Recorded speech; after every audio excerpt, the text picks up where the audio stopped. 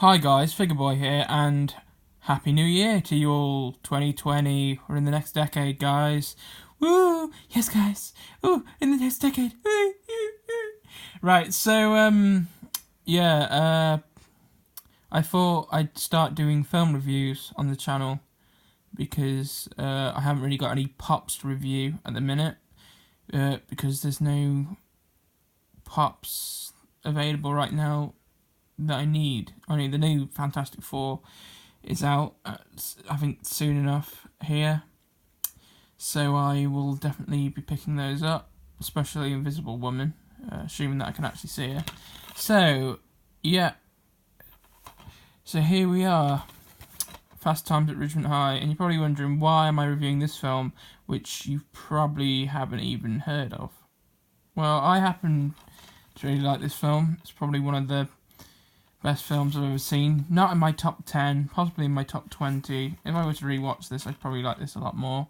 So it's a comedy film. It's basically about these four characters in high school and stuff. It's based on this article this guy had done where he basically had gone undercover at high school and then he made a film about it.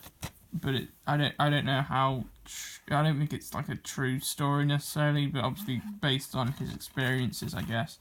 So the four main characters are Jeff Spicoli, who's pictured in the centre here, Stacey, Linda, and Brad Hamilton. And you're probably wondering, you're probably thinking there's a obvious reason I like this film. And yeah, maybe I did enjoy their characters in the film, but that's not the main thing, because I think Jeff and Brad are better characters than these two. I mean, obviously, definitely more ideal, but my favourite character was probably Brad, to be honest.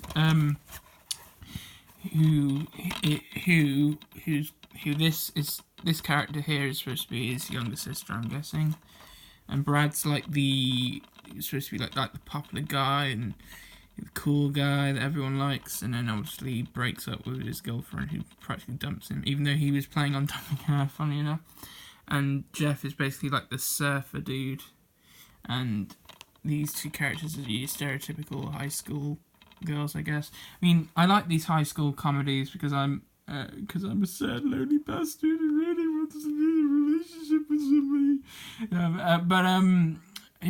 I'm working on my own series as well, and the initial main setting is actually a high school with superheroes and stuff. I wouldn't really call them superheroes. I mean, sort of, maybe.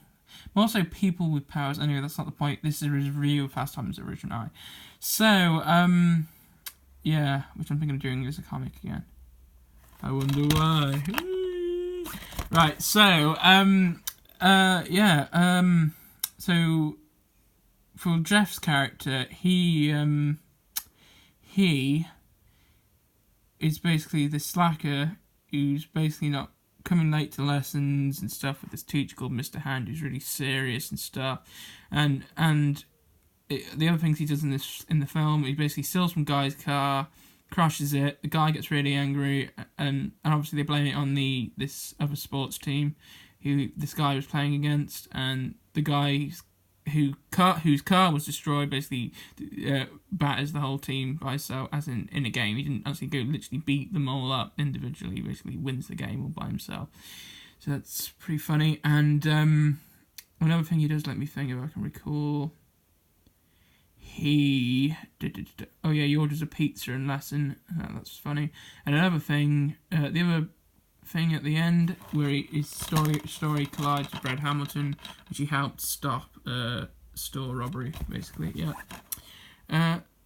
Funny enough, looking at the front cover of this DVD, this guy reminds me a lot of the guys from Zack and Cody, who, funnily enough, one of them, Cole Sprouse, is playing Jughead Jones in Riverdale, which is also set at a high school, and one of the episodes was called Fast Times at Riverdale High. Fun fact. And another guy here, who I believe his name is Eric Stoltz, was also in Pulp Fiction, who played Vincent's friend, who helped Mia with this whole drug overdose thing, and he played Rocky Dennis in The Mask. And here, he might already be playing the part. He's got the ginger hair and everything. And this also was the debut of Nicolas Cage as well, who didn't actually play a major role in the film at all. He was just there in the background. No lines whatsoever. Yet his name is on the DVD. A bit like Jackie Chan with that film I can't remember the name of. And here's some pictures from the film. My favourite, obviously, being the centre one, which I don't actually believe is a scene in the film. But this character here, Linda, has an iconic scene when she gets out the pool, and then turns out to be a dream by Brad, who's on the toilet doing you know what. And yeah. And her I don't really believe Linda has like a massive story in the film. I think she's only there in the scenes with her, because with Stacey, because I think she's like, because she has this other storyline with these other two guys. You've got this guy that fancies her called Ratner, and there's this other guy who I can't remember the name of, who ends up getting her pregnant, and then she has this abortion. That's all I can really remember. She's basically this girl that wants to basically shag, I guess, and then obviously she shags, and then she gets pregnant, and then she gets with this guy at the end who liked her. So yeah, more or less it. And going back to my favourite character in the film, Brad, at the beginning of the film, he's working at this burger joint.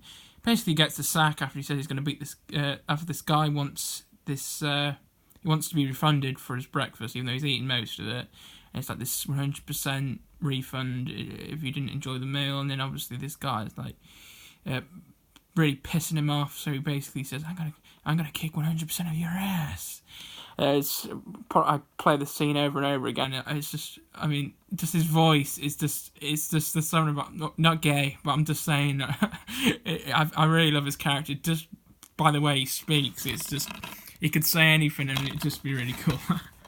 So yeah, there you go. Fast Times at Ridgemont High. I basically summarised the whole film.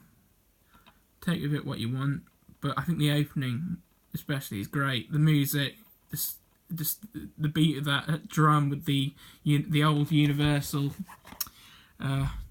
what's it called? Thing. I can't remember the sound. I think it just Can't Stop the Beat or something like that. Anyway, it's great. Love it. Might watch this film again in the future.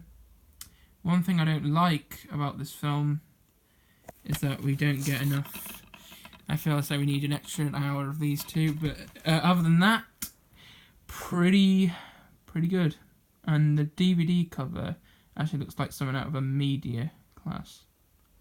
I wish they'd actually gone with the film poster instead as the cover rather than this tacky, but whatever.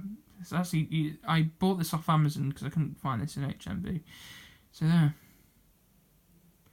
Would recommend this film. Definitely wouldn't be to everyone's taste, but it certainly is to mine.